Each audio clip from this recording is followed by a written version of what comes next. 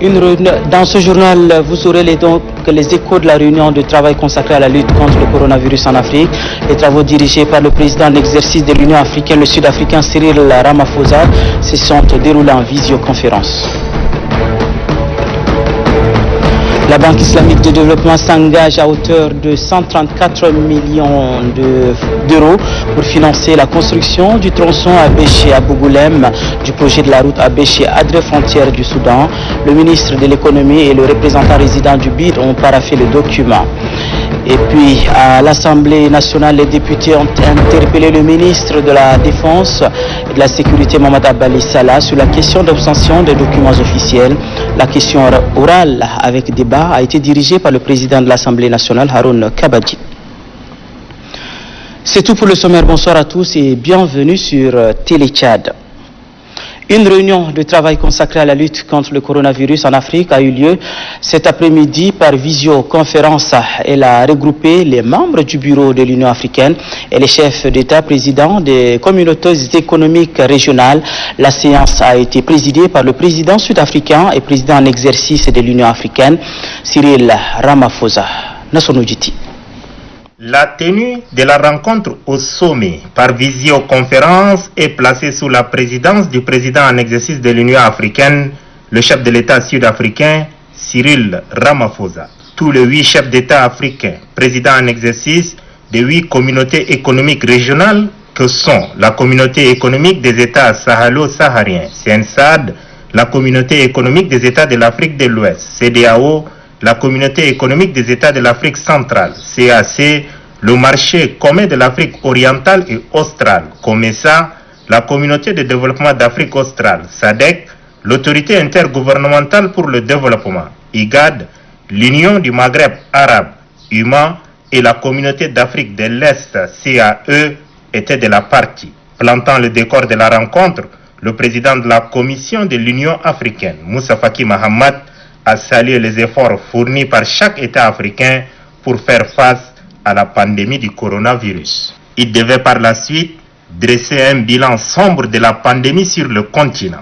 Selon lui, l'Afrique enregistre à ces jours, 29 avril 2020, 34 900 cas de personnes contaminées par le Covid-19, dont 1521 décès. Le coronavirus est détecté dans 52 de 54 pays africains. 4 pays sont les plus touchés, à savoir l'Afrique du Sud, l'Égypte, le Maroc et l'Algérie. Moussa Faki Mahamat d'ajouter que d'ici 4 semaines, 1 million de tests du Covid-19 sera mis à la disposition du continent et 10 millions le seront 3 mois plus tard. Le président de la Commission de l'Union africaine a appelé ensuite les États africains à se manifester à la mise en place d'un fonds spécial pour lutter contre le coronavirus au niveau continental. Déjà a-t-il annoncé 61,5 millions de dollars provenant des États et secteurs privés sont collectés. Intervenant en sa qualité de président en exercice de la communauté des États sahalo-sahariens, CNSAD, le chef de l'État Idriss Déby Itno a salué la tenue de cette réunion de travail avant d'exhorter ses homologues et la population africaine en général à se liguer contre la pandémie en respectant les gestes barrières. Constant dans son plaidoyer, le président de la CNSAD, Idriss Déby Itno, a appelé ses homologues de 8 organisations régionales à porter leur voix auprès de la communauté internationale pour l'annulation des dettes extérieures africaines. Le chef de l'État Idriss Déby Itno avait à ses côtés les ministres des Affaires étrangères, Chérif Mohamed Zen, de la Santé publique, professeur Mahmoud Youssouf Khayal, le secrétaire général de la communauté des États sahalo-sahariens, CNSAD, Ibrahim Sani Abani, et son directeur de cabinet civil, Abdelkerim Idriss Déby. Le président de la République, Idriss Déby Itno, s'est félicité de la tenue de cette importante rencontre et en appelle à une synergie africaine dans la lutte contre la pandémie du Covid-19. Je propose d'écouter le chef de l'État, Idriss Déby Itno. Je voudrais saluer la tenue de cette importante vidéoconférence et féliciter le président Ramaphosa et les membres du bureau de la conférence pour leur leadership et pour l'attention soutenue qu'ils accordent à la lutte contre la pandémie de Covid-19 depuis son éruption sur notre continent. Je voudrais saluer la forte mobilisation et l'engagement total de chacun de nos États dans la mise en place des plans de riposte contre la pandémie et surtout me féliciter de l'élan de coordination des efforts et de suivi de la situation assurée au niveau continental.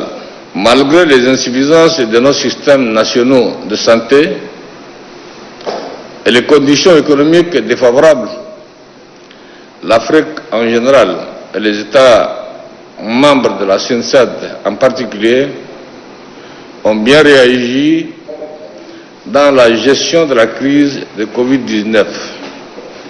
Je tiens à féliciter tous les responsables des services sanitaires de nos pays pour les dispositions de prévention et des plans de lutte contre la pandémie rapidement rendus opérationnels dans tous nos pays. Nous avons même constaté et puis noté que cette pandémie a également révélé la vulnérabilité de nos systèmes de santé publique et a mis en évidence l'urgence de leur renforcement pour mieux faire face aux épidémies ou pandémies à venir. Dans cette optique, j'en appelle à plus de coopération et d'échange d'expériences entre les services sanitaires de nos pays et entre les différents centres régionaux africains de contrôle et de prévention des maladies. En tout état de cause, nous devons tous demeurer vigilants et mobilisés pour arrêter la propagation de la pandémie de Covid-19 dont les graves conséquences humaines, économiques, sociales et financières constituent un autre défi non des moindres à relever. Le président de la République, Idriss Déby Itno, restons toujours à la présidence de la République pour parler de l'application des mesures d'accompagnement annoncées par le chef de l'État lors de son message à la nation qui a fait l'objet d'une deuxième évaluation. C'était au cours d'une réunion qui s'est déroulée cet après-midi, justement au palais présidentiel sous la houlette du chef de l'État, Idriss Déby Itno. Djibril Noualouali. Il l'avait prévu, cette réunion, le 24 avril 2020, le voilà face au ministre à qui il a demandé de rendre compte, chacun dans son domaine, de l'évolution dans la mise en œuvre des 24 mesures socio-économiques prises par le chef de l'État pour contenir la pandémie du Covid-19 et ses conséquences immédiates.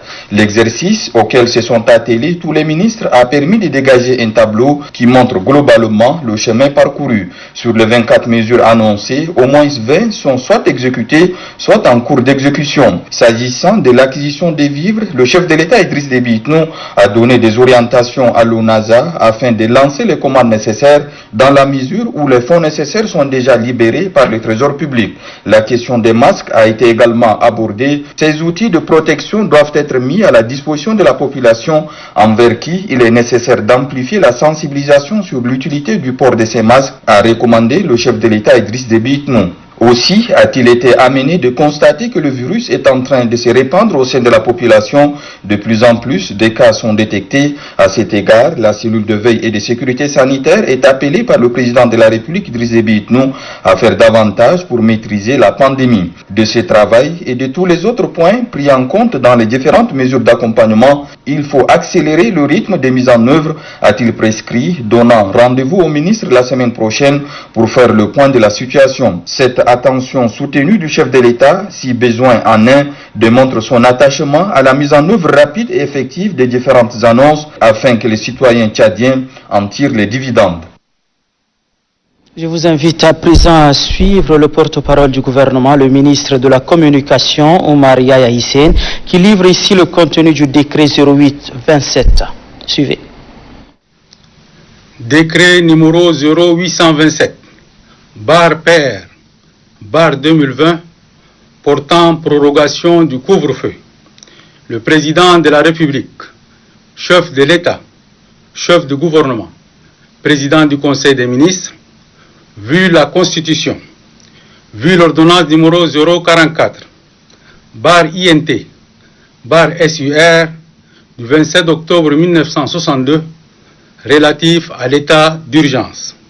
Vu le décret numéro 0499/PR/2020 du 2 avril 2020 portant instauration d'un couvre-feu dans les provinces du Logone occidental, du Logone oriental, du Mayo-Kébi ouest, du Mayo-Kébi est et dans la ville d'Njamena en République du Tchad.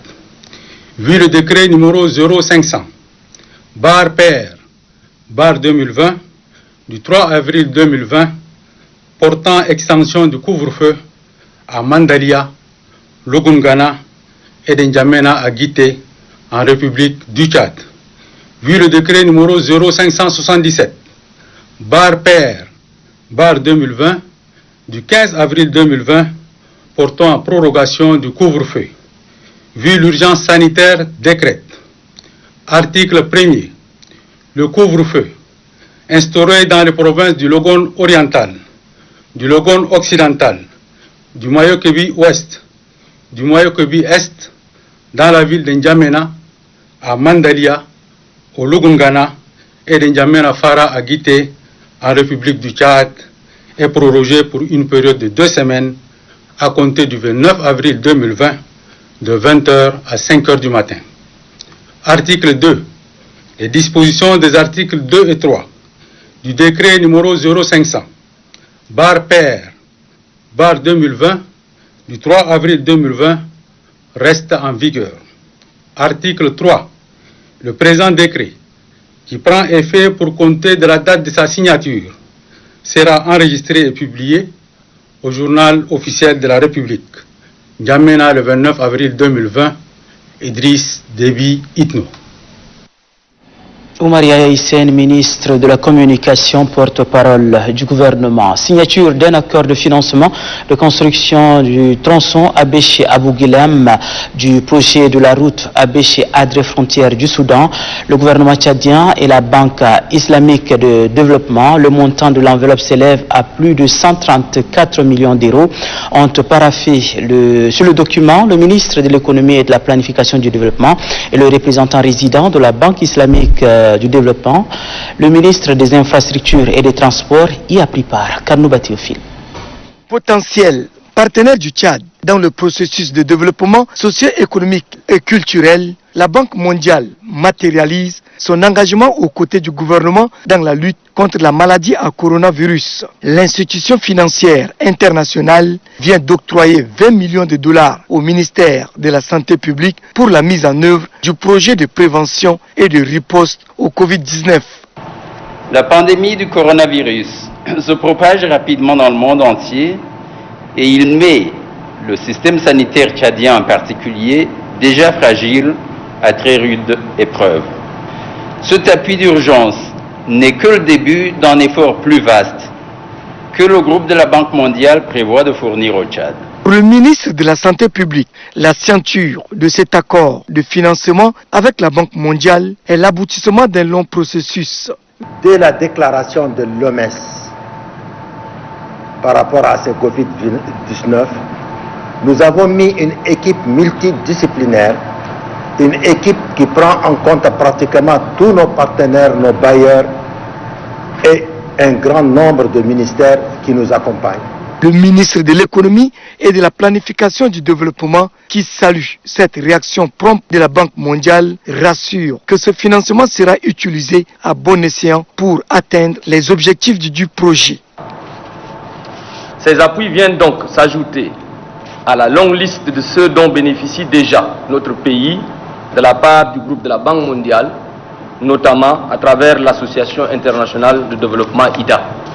Tout en me félicitant de cette promptitude, je tiens à vous rassurer que nous veillerons particulièrement à ce que le don dédié à ces projets soit utilisé à bon escient. Issa Doubragne de conclure en exprimant la gratitude du chef de l'État Idriss Déby Itno à la Banque mondiale, en particulier à son représentant résident François Nanko-Bogo, qui grâce à son implication personnelle a permis d'insuffler une excellente dynamique aux liens de coopération entre le Tchad et la Banque mondiale. Vous l'avez compris, c'était un accord de financement qui a été signé entre la Banque mondiale et le gouvernement du Tchad. C'est dans le cadre du projet de prévention et de riposte contre le Covid-19. L'enveloppe c'est chiffre à 20 millions de dollars américains. Parlons à présent de la signature de cet accord de financement de construction du tronçon Abéché-Abouguelem, du projet de la route Abéché-Adré, frontière du Soudan, entre le gouvernement tchadien et la Banque islamique de développement. Le montant de l'enveloppe s'élève donc à plus de 134 millions d'euros. Et c'est le ministre de l'économie et de la planification du développement et le représentant résident de la Banque islamique de développement qui ont paraphé le document. Retrouvons une fois de plus Kadnouba Théophile. Le développement socio-économique de tout pays passe par l'amélioration et la construction des infrastructures routières. C'est fort de ce constat que les plus hautes autorités du Tchad ne cessent d'investir dans ce domaine pour faciliter le déplacement des biens et des personnes et surtout renforcer le désenclavement intérieur et extérieur. La Banque islamique de développement BID s'engage aux côtés du Tchad dans la réalisation du tronçon Abéché-Abouguelem qui fait partie du projet de la route Abéché-Abouguelem-Adré jusqu'à la frontière soudanaise. Le portefeuille actif de la Banque islamique de développement au Tchad est composé de 15 projets actuellement pour une enveloppe globale de 641 millions de dollars. Sur cette enveloppe, le secteur des transports, le montant alloué au secteur des transports est de 325 millions de dollars. Presque la moitié de l'enveloppe est destinée au secteur des transports. Le ministre des Transports et des Infrastructures qui exprime toute la reconnaissance du gouvernement du Tchad et du peuple tchadien aux représentants de la BID, Ali Ousmane Khassim, promet de tout mettre en œuvre pour l'utilisation rationnelle de ce fonds. La réalisation de ce tronçon vise à améliorer la qualité du service du transport routier. Il vise également à réduire le coût et le temps de transport, l'accès aux services socio-économiques de base, l'amélioration du niveau de confort et de sécurité des usagers, faciliter le transport international via le port Soudan. Le ministre de l'économie et de la planification du développement, Issa Doubraï, précise, appuiera le Tchad dans tous les aspects de ses travaux en cette période de crise sanitaire. Nous serons heureux de constater que le désenclavement de l'intérieur et de l'extérieur permettra au Tchad d'espérer rallier, n'est-ce pas, le port à partir du Soudan. C'est ici le lieu de témoigner, une fois de plus, la gratitude du gouvernement de la République du Tchad à l'égard du groupe de la Banque islamique de développement pour ses appuis financiers multiformes et pour son travail de plaidoyer auprès des autres bailleurs arabes dans le cadre du développement des infrastructures de notre pays. Issa Doubraï de préciser que la construction du tronçon restant à Abougoulem-Adré jusqu'à la frontière soudanaise sera financée par d'autres partenaires et bailleurs arabes, notamment la Banque arabe pour le développement économique en Afrique BADEA, le Fonds cohésien et le Fonds soudanais pour le développement et le Fonds de l'OPEP pour le développement international. Pour une lutte efficace contre le Covid-19, l'appui financier des partenaires du gouvernement est indispensable. C'est le cas du projet Suède qui a doté le laboratoire national de contrôle des produits sanitaires et des équipements ultramodernes pour la fabrication de la solution hydroalcoolique. Amadia Yabas. En cette période pandémique due au Covid-19, le gouvernement compte aussi sur le soutien de ses partenaires techniques et financiers pour venir à bout du virus ravageur. Pour accompagner la cellule de veille et de sécurité sanitaire, mieux le gouvernement dans cette lutte contre le coronavirus, le projet Suède par sa composante promotion de l'harmonisation régionale de l'enregistrement et le contrôle de la qualité des produits sanitaires est venu appuyer le ministère de la Santé publique. Il a mis à la disposition des laboratoires nationaux des équipements de dernière génération pour la fabrication des solutions hydroalcooliques. Au-delà des appuis multiformes que nous avons apportés à travers ces financements de la Banque mondiale pour l'amélioration des conditions sanitaires de la population, ce point très important, c'est la mise à disposition du ministère de la Santé ces laboratoires de dernière génération qui est dédié exclusivement au contrôle de qualité des médicaments. Cet appui s'est manifesté à travers la mise en place d'abord de ces laboratoires qui a, avec une valeur d'au-delà de 230 millions de francs CFA. Et avant la mise en place, nous avons commencé déjà à préparer avec la formation. Nous avons formé 10 cadres dans le cadre de la pharmacopée. Et en dehors de cette formation, nous avons fait suivre beaucoup de formations et d'ateliers de perfectionnement avec, au niveau régional, avec l'OAS, souvent, surtout lors de différentes réunions des laboratoires de la sous-région de l'Afrique de l'Ouest, qui est pilotée par l'Organisation ouest-africaine de la santé, qui est aussi un partenaire technique du Suède dans le cadre de ces projets. Nous avons aussi mis à la disposition, dans le cadre de ces contrôles de qualité, des moyens roulants. Dans ces labos montés pour la circonstance, l'équipe du technicien Abdasalam fait un travail de fourni. Au nombre de 6 personnes, les techniciens de ces laboratoires se conforment scrupuleusement aux exigences techniques, aux standards internationaux de l'OMS quand il s'agit de la production de ces solutions hydroalcooliques. HPLC, chromatographie liquide à haute performance. C'est l'un des appareils qui donne le résultat avec précision. Et avant qu'on puisse procéder au contrôle qualité des médicaments, il y a ce qu'on appelle la pharmacopée. Donc les méthodes de contrôle sont décrites dans les pharmacopées. Donc nous regardons les pharmacopées avant de préparer les solutions.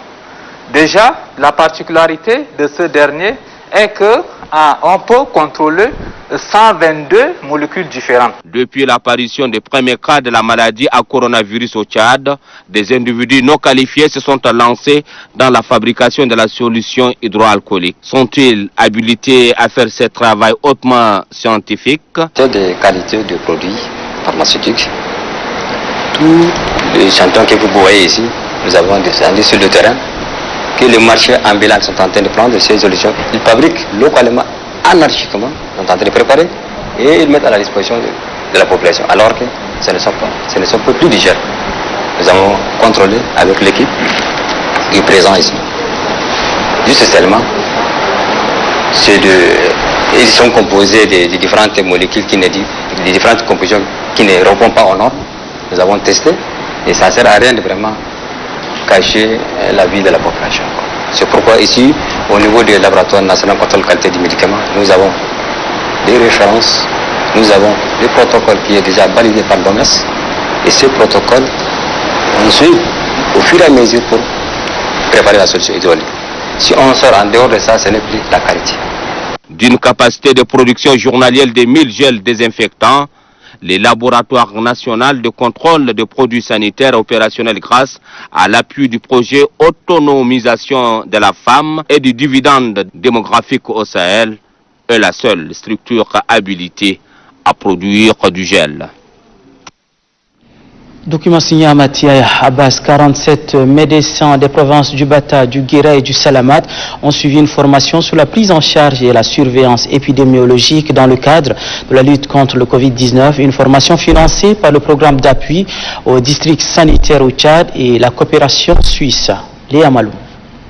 Au total, 47 médecins venus de 3 provinces dont Bata, Salamat et Guéret pour une formation de formateurs basée sur la prise en charge et la surveillance épidémiologique du Covid-19.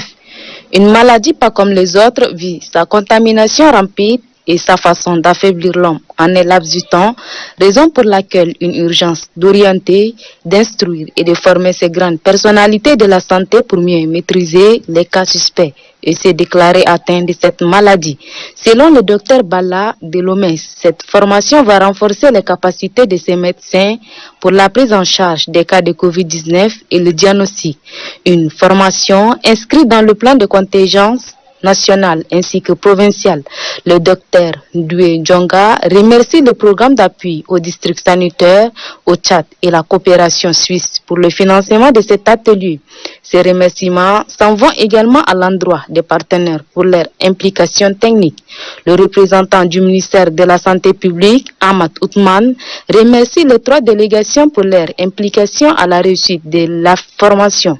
Persuadé de la capacité de ces médecins, il est convaincu du bon travail qu'ils feront dans leurs différentes zones d'intervention.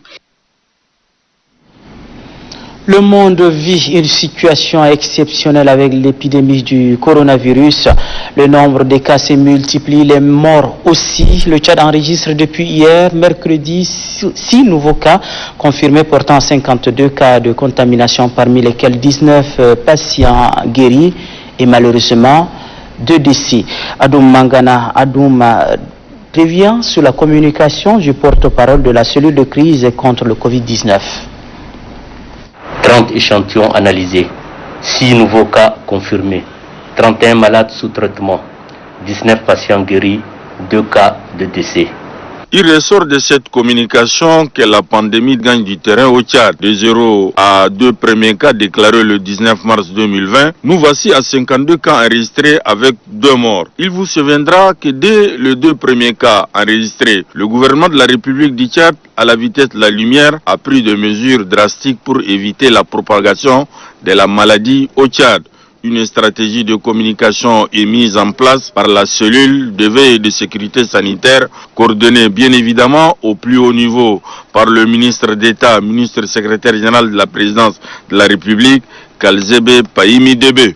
Puisqu'il s'agit de la santé publique, l'information tombe régulièrement et à temps réel à la population pour éviter d'être contaminée par le coronavirus. La vie quotidienne est affectée par le Covid-19. Depuis et malgré les études et les recherches menées tous azimuts, aucun vaccin à nos jours n'a été homologué pour administrer aux malades qui souffrent de cette pandémie. Il faut savoir raison garder, l'accent doit être toujours mis sur la prévention qui reste toujours la solution efficace pour lutter contre le coronavirus. Le lavage des mains avec du savon, la distanciation physique et le port de masques ne doivent pas être occultés par la population. Il est évident qu'aujourd'hui, la priorité est de trouver des solutions à la maladie, mais nous devons également comprendre les raisons de cette crise à l'échelle mondiale et les mettre à l'ordre du jour. Dans le reportage qui va suivre, nous allons faire un tour dans nos marchés pour constater les prix des denrées alimentaires. Il s'avère que les prix ont augmenté. Qu'est-ce qui explique bien cela? Le coronavirus ou le ramadan? La réponse dans ce reportage de Varelach. Le ramadan de cette année est un peu particulier comparativement à celui de l'année antérieure. Cette particularité est due à la situation pandémique de la maladie à coronavirus qui frappe durement le monde tout entier. Le gouvernement tchadien, pour sa part, a pris d'énormes mesures pour circonscrire la maladie. Cependant, les prix des produits alimentaires de première nécessité connaissent une flambée sur les marchés. Ils passent du simple au double. Mais qu'est-ce qui peut expliquer cela quand on sait que le gouvernement a exonéré la taxe sur les produits de première nécessité pour soulager un tant soit peu la population en cette période pandémique? Ou les commerçants sont restés toujours dans la logique d'augmenter les prix des denrées alimentaires au mois de Ramadan. Les choses sont devenues trop chères. Supposons les denrées, les choses du poisson, comme ils ont fermé les fleuves, les choses sont devenues trop chères. Sinon c'est difficile. Supposons les femmes, vous voyez les orphelins, hein, les veufs, ils se débrouillent dans le marché. Hein. Aujourd'hui nous sommes à la maison. Hein. Nous demandons au gouvernement de faire son choix. Nous sommes, c'est vraiment difficile. Cette flambée des prix n'est pas sans conséquence chez la ménagère qui sait déjà à quel sens se vouer. Quelque chose qu'on achète avant à peut-être à 1000 francs, maintenant ça devient 1500, 2000, tout ça. Et c'est beaucoup compliqué. Par exemple, quand tu viens au marché pour la viande, ça s'augmente. Tous les denrées, ça s'augmente avec le ramadan. Donc c'est vraiment compliqué pour nous. Et chaque jour tu dois manger. Et quand tu viens au marché, les denrées s'augmentent. Et avec la crise, tout ça, c'est vraiment compliqué. Et pourtant, pour lutter contre cette pratique, le gouvernement à travers le ministère du Commerce a mis en place un dispositif. Il s'agit bien évidemment de la création d'une commission chargée de régulariser les prix des denrées alimentaires. Cette commission est dotée d'un numéro vert, le 1212, disponible 24 heures sur 24 et gratuit. En dehors de cette commission, que fait encore l'Association des droits des consommateurs? Rendons-nous tout de suite à Mongo, où l'association Nona pour le développement a fait un don au comité de veille sanitaire et sécuritaire du Guéra. C'est dans le cadre de la riposte contre le Covid-19. Léa Malou. Avec cette crise sanitaire du Covid-19 sur le plan mondial, personne n'est resté indifférent. Depuis quelques jours, le gouverneur de la province du Guéra ne fait que réceptionner des dons de la part de différentes institutions, groupements, associations et autres. Ce matin, l'association Nona pour le développement, touchée par cette situation alarmante, vient appuyer le comité de veille et de sécurité sanitaire avec 10 kits de lavage de mains et quelques cartons de savon. Ce geste est peut-être insignifiant, mais plein de sens du moment où c'est un acte de solidarité. Le gouverneur de la province du Guéra, coordonnateur de la commission de veille et de sécurité, Paul Bainodoum Gartelbaï, au nom du gouvernement, a remercié l'association Nona pour cette attitude de citoyenneté. Pour lui, c'est une manière de contribuer à lutter contre cette maladie à coronavirus. Il remercie toute personne qui se préoccupe de cette situation en offrant des matériels pouvant servir à éviter la contamination ou réduire la propagation de la maladie dans la province du Guéra. Il lance enfin un appel à tous pour qu'ensemble l'on fait face à cette pandémie. Cette affaire ne doit pas seulement se reposer sur le comité de veille et de sécurité sanitaire, car la santé est l'affaire de tous. Le sultan du Bagirmi Mbangadji, Woli Mahamata, a remis aux représentants des localités de Kouno et de Bodoro des kits d'hygiène et de vivres. Damge Joël Litné. La lutte contre la pandémie du coronavirus requiert une mobilisation générale. Dans cette action, une attention particulière doit être accordée aux couches vulnérables. C'est ainsi que le secrétaire général du mouvement patriotique du salut du Chari Bagirmi, Kadr Salekana, a fait des dons de kits d'hygiène et de vivres aux personnes vulnérables. Et en réceptionnant ces dons, le sultan du Bagirmi, Mbangadji Oli Mamat, les met officiellement à la disposition des représentants des localités de Kouno et de Bodro, quitte à eux de partager aux bénéficiaires directs de leurs localités respectives. C'est l'occasion pour le sultan du Bagirmi de se féliciter de l'engagement des autorités tchadiennes dans ce combat. Je vous exhorte, dans le même élan que le chef de l'État, Idriss Déby Itno, président de la République, chef de l'État, chef de gouvernement, qui n'a ménagé aucun effort pour que la santé de ses concitoyens soit préservée. Et il s'est engagé pour riposter contre la pandémie.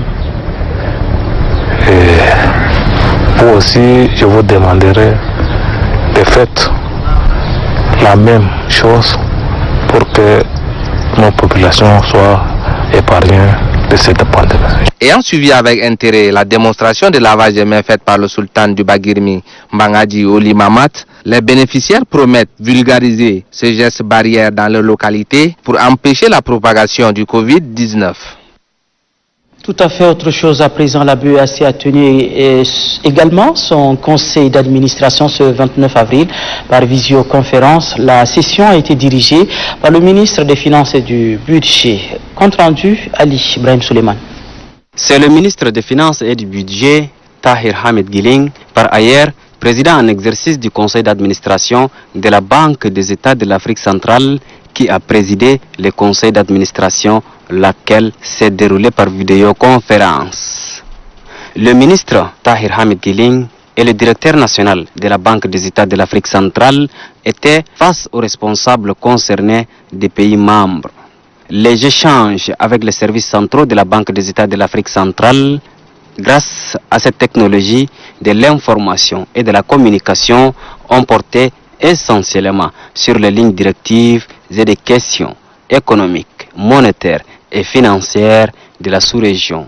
Au cours de ce conseil, nous avons examiné la situation des comptes annuels 2019 de la BEAC ce qu'on devait être examiné vers la mi-mars, mais du fait de la pandémie coronavirus, nous n'avons pas pu nous réunir, et cela a été fait aujourd'hui par vidéoconférence. Ça a été un exercice intéressant au cours duquel nous avons noté une tenue quand même acceptable de l'activité de la BAC pour l'année 2019 avec un bénéfice, disons, positif. Nous avons aussi brièvement fait le point de perspective pour l'année prochaine où la situation risque, suivant l'évolution des cours du pétrole et de la pandémie, peut ne pas être aussi bonne que celle qui a été celle de l'année 2019. Voilà en tout. Tous ces éléments vont être versés au dossier du prochain comité ministériel pour nos 6 pays qui va se tenir par vidéoconférence demain matin. Les conclusions de ces conseils d'administration feront l'objet des discussions au prochain conseil des ministres de la zone CEMAC suivi du sommet des chefs d'État membres de la communauté économique et monétaire de l'Afrique centrale. Sachez que le ministre des Finances et du Budget, Tahir Hamid Nguilin, a rencontré hier les responsables des différentes banques de la place pour fixer le processus de paiement de la dette intérieure, une somme de 110 milliards qui sera décaissée pour payer les fournisseurs de l'État. Youssouf Abdraman Alikat. C'est une rencontre visant à traduire en acte le message à la nation du président de la République Idriss Déby Itno du 14 avril dernier relatif au plan d'appurement de la dette intérieure adopté par le gouvernement pour un montant de 110 milliards de francs CFA par la mobilisation de l'épargne des banques tchadiennes. Cette rencontre de concertation qui a regroupé les responsables des différentes banques de la place et le chef du département des finances et du budget, Tahir Hamid Nguilin, a pour objet d'accorder les violons en vue de déclencher le paiement de cette dette intérieure. Les banques travaillent également avec les partenaires de l'État qui sont les fournisseurs et les prestataires. Certains sont engagés, d'autres non. Et donc, dans cet élan, nous avons fait une proposition au ministère des Finances et du Budget, laquelle proposition qui vient d'être débattue. Et puis qui mérite un certain nombre de cadrages. Donc nous avons échangé, nous avons noté des contraintes tant de la part des banques que de la part du ministère des Finances et du Budget. Et donc il a été instruit de pouvoir travailler parallèlement pour pouvoir régler un certain nombre de contraintes et de se retrouver très prochainement, en principe au début de la semaine prochaine, pour continuer sur la discussion et puis arrêter définitivement les conditionnalités liées à cette opération. Pour le ministre des Finances et du Budget, un calendrier conjoint sera fixé avec les banques dans un meilleur délai. Nous sommes retrouvés avec tous les dirigeants des banques tchadiennes pour donner suite à la déclaration du chef de l'État à la nation du 14 avril 2020 et notamment pour ce qui concerne la mobilisation de 110 milliards auprès des banques tchadiennes, le fait de payer les factures des fournisseurs de l'État, que sont les opérateurs économiques. La réunion d'aujourd'hui a été de fixer le calendrier, les prochaines étapes, les diligences attendues de part et d'autre et de manière conjointe pour que nous puissions mettre en paiement ces créances la première semaine du mois de mai. Nous allons travailler, nos équipes sont mobilisées, aussi bien les nôtres que celles des banques, pour que tout puisse être prêt au cours de la première semaine du mois de mai. Le paiement de la dette intérieure permettra de booster l'économie ayant subi des effets de la pandémie de coronavirus. C'est aussi un ouf de soulagement pour les opérateurs économiques qui veulent relancer leurs activités. Vous le saviez également, le comité de pilotage du projet sécurité alimentaire et nutritionnelle a tenu sa première réunion hier. Le programme SAN va intervenir dans 5 provinces du pays. Qu'est-ce que cela implique? Reportage Apolline Gani. Le Tchad dispose d'un nouveau projet ambitieux à l'instar des autres, en cours de réalisation ou arrivé à terme. Il s'agit bien du projet sécurité alimentaire et nutritionnelle, son 11e fête au Tchad. Ce projet, financé par l'Union européenne et le PAM, est d'importance capitale. Surtout quand on sait que la question de sécurité alimentaire et nutritionnelle est une préoccupation de tout temps et un souci constant des plus hautes autorités. Le projet sécurité alimentaire et nutritionnelle intègre les questions de l'accessibilité, de la mobilité, de la sécurité alimentaire, de l'eau, de l'hygiène, d'assainissement et de la santé. Sont concernées par ce projet les provinces du Logone occidental, de la Tangilé, du Guéra, du Wadaï et du Wadifira pour une durée de 7 ans. Ce projet a ainsi l'ambition d'assurer et de garantir la sécurité alimentaire et nutritionnelle et de lutter contre la pauvreté. Tous les espoirs des populations bénéficiaires reposent donc sur la 111e fête au Tchad. Il est plus qu'important d'accorder une attention soutenue au projet, de consacrer les efforts à l'objectif visé et de ne pas tomber dans les mêmes erreurs des projets antérieurs qui ont brillé par leur échec total, faute d'une gestion optimale, des études de faisabilité réalistes, des suivis rigoureux, d'implication des agents qualifiés et de la qualité des hommes qui les ont pilotés. L'on se rappelle encore de ce grand projet qui a suscité l'espoir et qui a coûté des sommes faramineuses à l'État. Il s'agit bien évidemment du PNSA. Le Tchad est un pays agro-silvo-pastoral par excellence du fait de l'immensité et de la richesse de ses ressources variées. C'est à dessein que, suivant les orientations avisées de plus hautes autorités de la République, que ce projet a été conçu avec le soutien des partenaires au développement. En somme, que les responsables concernés se servent de ces leçons des autres projets afin de parvenir à la réussite du projet sécurité alimentaire et nutritionnelle, un projet ambitieux. Rendons-nous au palais de la démocratie où le ministre délégué à la présidence de la République en charge de la défense et de la sécurité des anciens combattants et victimes des guerres a répondu donc à une question orale avec débat relative à l'obtention des documents officiels. La plénière a été dirigée par le président de l'Assemblée nationale, Dr Haroun Kabadi. Compte rendu d'Oba Robert. La délivrance des passeports, des cartes d'identité nationale, des permis de conduire et autres documents officiels est un droit pour les citoyens et un devoir pour l'État. Mais fort malheureusement, malgré les dispositions prises par le gouvernement pour faciliter l'obtention de ces documents officiels, les citoyens sont toujours confrontés à des difficultés. Difficultés liées à la lenteur administrative, au coût exorbitant de certains documents officiels. L'auteur de la question orale avec débat voudrait bien s'imprégner des difficultés liées à la délivrance de ces documents officiels. L'Agence nationale des titres sécurisés, créée en 2016, elle a commencé à délivrer les passeports et les cartes nationales d'identité seulement. Pourquoi pas les permis de conduire?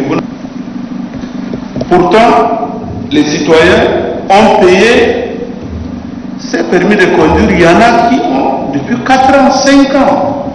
Et jusqu'à là, ils ne circulent qu'avec des autorisations provisoires. Répondant à l'auteur de la question, le ministre de la Défense de soutenir qu'avec la création de l'ANAT, les dysfonctionnements liés à la délivrance des documents officiels sont solutionnés par l'ouverture des centres d'accueil dans certaines villes du pays.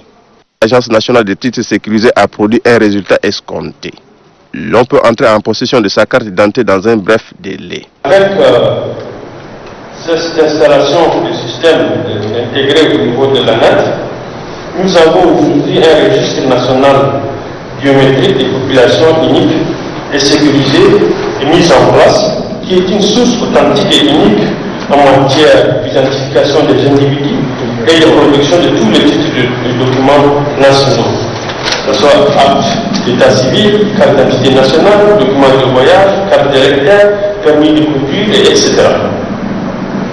Avec la création toujours de l'ANAT, les dysfonctionnements liés à la délivrance sont évidemment aussi solutionnés. C'est-à-dire, avant l'ANAT, le seul lieu où nous pouvons délivrer les documents de voyage ou de carte d'identité, c'était le commissariat central. Aujourd'hui, nous avons 4 centres ici à N'Djamena qui peuvent recevoir des usagers et leur délivrer les documents de voyage tout en être enregistrés dans le registre national. Aussi dans les provinces, ce qui est nouveau aussi, c'est un changement. Aujourd'hui, dans les provinces, vous pouvez émettre votre demande de titre, que ce soit passeport ou carte d'identité. Les aides du peuple trouvent exorbitant le prix des passeports qui est de 60 000 francs de nos francs. Ils exhortent le gouvernement à la multiplication des centres de délivrance. Les questions liées au passeport diplomatique, des cartes d'électeurs n'ont pas été occultées par les élus du peuple. La teneur de ce communiqué de presse de la CNDH suite à un vote effectué ce mardi 28 avril au Palais de la Démocratie par les élus du peuple abolissant la peine de mort autorisée par les faits terroristes. La Commission nationale des droits de l'homme, CNDS, qui considère le droit à la vie comme l'un des droits fondamentaux reconnus à l'être humain, se réjouit de cette décision qui est un pas important vers la jouissance du droit à la vie. La Commission nationale des droits de l'homme estime par ailleurs que la peine de mort que certains réclament par des actes abjects n'est pas et ne sera jamais la solution pour réduire la criminalité et la délinquance. Dans l'attente de la promulgation de cette loi pour son entrée en vigueur, la CNDH tient à féliciter le gouvernement de la République du Tchad pour avoir élaboré et transmis au Parlement le projet de loi relatif à la répression des actes terroristes et félicite par la même occasion les parlementaires pour avoir voté le dit projet de loi fait en Djamena le 29 avril 2020, le président Djidda Oumar Mahamat. Les femmes de la province de Bahr El Ghazal ont manifesté leur soutien aux forces de défense et de sécurité. Leur solidarité s'exprime en vivre et non-vivre. Kaliangavuna. Ressortissantes de la province du Bahr El Ghazal résidant à Djamena soutiennent les forces de défense et de sécurité en opération aux confins du lac Tchad. Elles ont fait un don à l'état-major général des armées. Un don constitué de 300 couvertures, 100 moustiquaires, 100 sacs de riz, 50 cartons de pâtes alimentaires, 50 cartons de dattes et de 50 palettes d'eau. Aussi modeste que soit-elle, nous espérons à travers ce petit geste soutenir l'armée nationale tchadienne qui, au prix de leur vie, défendent notre cher pays, le Tchad. Aussi, je profite de cette opportunité pour remercier le chef de l'État, chef suprême de l'armée, pour son engagement personnel à l'émancipation de la femme. Le directeur des affaires administratives et financières adjoint des armées, le colonel Mahamadou Adam, représentant l'OSEMGA, a vivement loué ce geste des femmes du Bahr El Ghazal. Votre déplacement ce matin est un déplacement symbolique. C'est la preuve que les femmes de ce pays sont au premier plan. Elles sont au premier plan derrière leur chef de l'État. Elles sont au premier plan derrière leurs forces armées et de sécurité. Mamadou Adam de conclure que ce don prendra la direction du lac Tchad pour alimenter les forces de défense et de sécurité déployées dans cette partie du pays pour combattre la secte Boko Haram. L'association Banabet Koula a aussi remis des vivres à l'armée nationale et on en parle avec Omar Idriss. Les femmes de province du Bourkou et de Tibesti se joignent aux autres groupements pour soutenir l'opération lancée contre les Boko Haram. Ces femmes sont venues remettre un don de vivres et non-vivres aux militaires en opération dans la province du Lac. Nous présentons nos félicitations et salutations les plus distinguées au général des corps d'armée, chef d'état-major général des armées, et en l'honneur de vous adresser nos sincères remerciements au président de la République, chef de l'État, chef du gouvernement, chef suprême des armées. Veuillez accepter notre modeste contribution qui est composée de ce qui suit: 100 sacs de farine de maïs destinés à notre armée et quelques produits alimentaires au profit des blessés qui sont à l'hôpital. Un geste de cœur qui est hautement salué par le représentant du chef d'état-major général des armées. Ces dons que vous nous apportez, ces dons, sur instruction du chef de l'État, vont directement sur le terrain. Les gros porteurs sont là en ce moment prêts. Et dès qu'on les amène en magasin, on charge. Donc vos dons sont entre de bonnes mains. Donc une fois de plus, merci beaucoup du fond du cœur. Merci pour le soutien. Après l'état-major général des armées, ces femmes se sont rendues à l'hôpital militaire d'instruction. Ici, des palettes d'eau sont remises aux blessés de l'opération Colère de Boma. Une manière de compatir avec ces vaillants soldats. La Fondation Grand Cœur, dans le cadre de son programme soutien à l'école tchadienne, a fait un don de 1000 tables bancs à la délégation de l'enseignement de la province de l'Enedi-Est. Hassan Lamé, reportage. La province de l'Enedi-Est, dotée de tables bancs, à l'effet d'améliorer les conditions d'études des élèves. C'est au total 1000 tables bancs réceptionnées et chaque département en recevra 200. C'est l'œuvre de la Fondation Grand Cœur, association des bienfaisances soucieuses du bien-être des enfants tchadiens. En investissant dans l'éducation, la Fondation Grand Cœur et sa présidente Inda Déby Itno ont ciblé la racine de développement socio-économique de notre pays.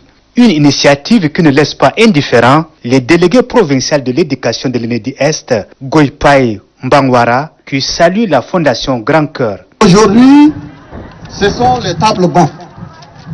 Pour ce geste de bienfaisance, combien de fois louable, je souhaite longue vie à la Fondation Grand Cœur et à sa fondatrice. De son côté, le secrétaire général de la province de l'Enedi-Est, Adamou Oumarou, rend un grand hommage au chef de l'État. Ce geste s'inscrit dans la droite ligne de la politique de Monsieur le Président de la République, chef de l'État, chef du gouvernement, son Excellence Idriss Déby Itno, qui fait de l'éducation de la jeunesse tchadienne la priorité de ses priorités. Pour sa part, le représentant du point focal Bienvenue d'Ingamro exhorte les bénéficiaires à faire un bon usage. Le gouverneur de la province du Ouadaï, le général Brahim Seyd Mahamat, a eu une séance de travail avec les membres de la chambre de commerce du Ouadaï. À l'ordre du jour, la lutte contre la fraude. Mahamat Al-Bakhir Ahmad Idriss. Depuis son installation, le gouverneur de la province du Ouadaï, Brahim Seyd Mahamat, ne s'est pas fait attendre pour prendre en main la question du développement de sa circonscription administrative. Ce lundi était au programme les recettes douanières qui font face à la fraude. Pour le gouverneur de la province du Ouadaï, les services de renseignement ont eu à localiser une grande quantité de stocks de sucre transportés frauduleusement. Le gouverneur du Ouadaï, le général Brahim Seyd Mahamat, a accordé un délai de 4 jours aux commerçants qui possèdent cette marchandise en réserve de la déclarer à l'inspection des douanes pour qu'elle soit dédouanée. Faute de quoi, une opération de saisie sera relancée, a-t-il dit. Les commerçants ne doivent jamais acheter du sucre entré clandestinement. Sinon, ils sont considérés aussi comme des receleurs. Et c'est le seul moyen de décourager les fraudeurs, a souligné le gouverneur du Ouadaï. Le président de la chambre de commerce du Ouadaï, Adoud Didan Mourra, et sa suite entendent proposer à l'administration locale une stratégie qui permettra à l'État d'entrer en possession de ses droits douaniers et fiscaux. La teneur de ce communiqué du secrétariat national de l'OF-MPS, la secrétaire nationale de l'OF-MPS, la camarade Hawa Gamane, adresse au nom de toutes les militantes de l'OF-MPS ses condoléances les plus attristées à la famille biologique et politique suite au décès de la camarade Maïmouna Djaznabaye, membre du CNS, membre du comité directeur de l'OF-MPS, militante engagée, décédée en Djamena le 28 avril 2020 de suite de maladie. La secrétaire nationale de l'OF-MPS s'exprime en ces termes: camarade Maïmouna Djaznabaye nous quitte au moment où le MPS en général et l'OF-MPS en particulier a vraiment besoin d'elle. Qu'Allah le Tout-Puissant accueille son âme.